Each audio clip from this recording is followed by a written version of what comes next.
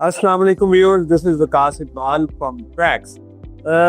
आप देखते रहे हमारी वीडियोस और उसमें हमने जब भी जिक्र किया है किसी इंडेक्स का तो वहाँ पे कैनेडी स्कूल ऑफ गवर्नमेंट जो हार्वर्ड में है, हार्वर्ड यूनिवर्सिटी में, उसका जिक्र आता रहा है। लेकिन आज हम आपके सामने लेकर आए हैं एक नया स्कूल ऑफ गवर्नमेंट जिसका नाम है Blavatnik school of government, Oxford university.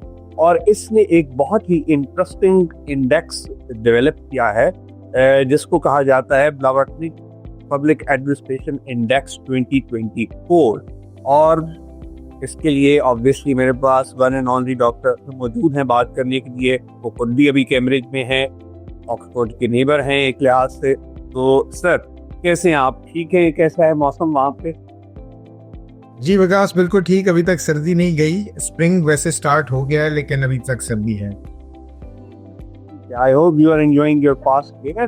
तो सर ये बता दें आप कि बहुत ज़्यादा दूर नहीं, थोड़ा करीब ही है ऑक्सफोर्ड यूनिवर्सिटी और बड़ा नाम है इस यूनिवर्सिटी का। तो इनका जो ब्लावटनिक स्कूल ऑफ गवर्नमेंट है, जरा इसके बारे में थोड़ा सा बता दें मेरे व्यूअर्स को, क्योंकि बहुत ज़्यादा नाम जो व्यूअर्स ने सुन रखा है वो तो कैनेडी स्कूल ऑफ गवर्नमेंट का सुन रखा है जो हार्वर्ड।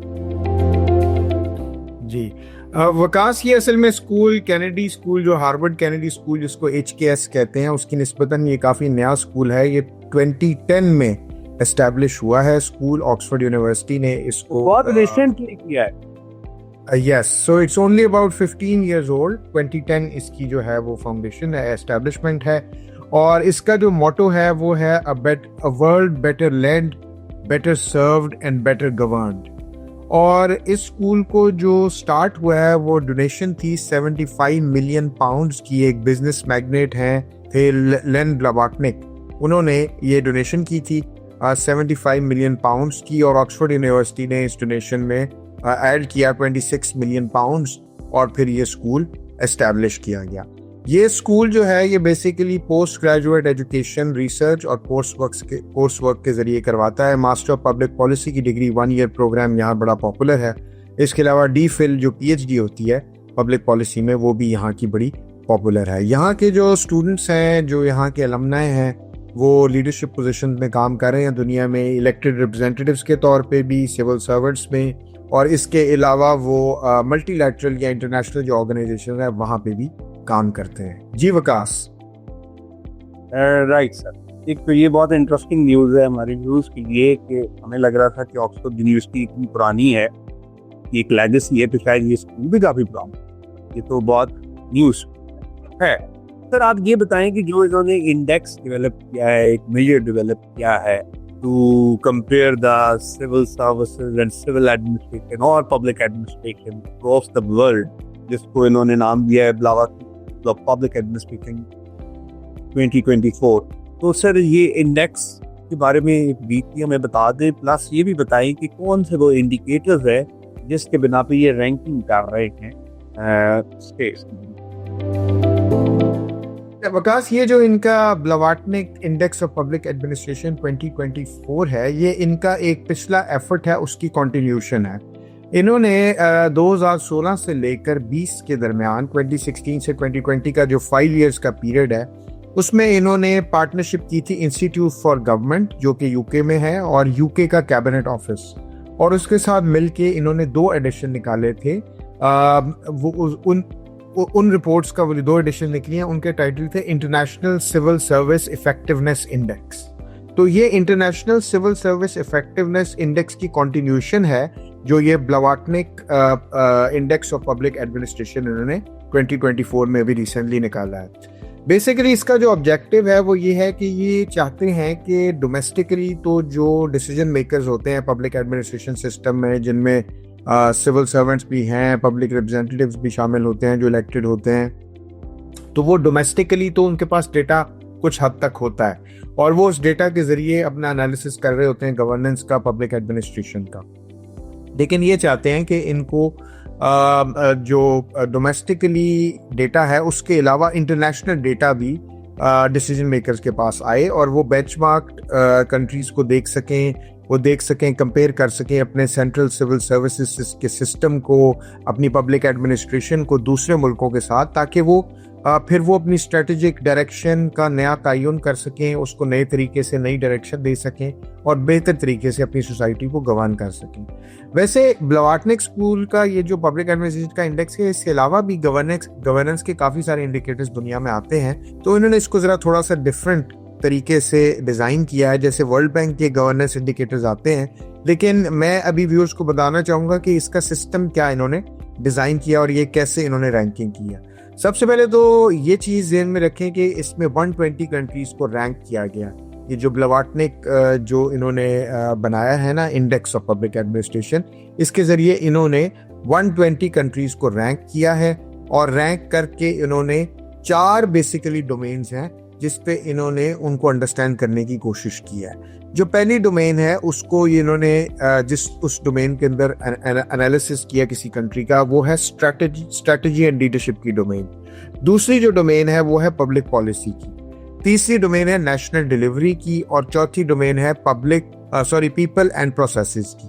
जो स्ट्रैटेजी एंड लीडरशिप की डोमेन में जो इन्होंने वैल्यू असेस करने की कोशिश की है डिफरेंट पब्लिक एडमिनिस्ट्रेशंस जो 120 हैं दुनिया की, उसमें इन्होंने उनकी स्ट्रेटेजिक कैपेसिटी देखी है, उनकी ओपननेस देखी है, कम्युनिकेशन देखी है, इनोवेशन देखी है, इंटेग्रिटी देखी है लीडरशिप लेवल पे और स्ट्रेटजी लेवल पे।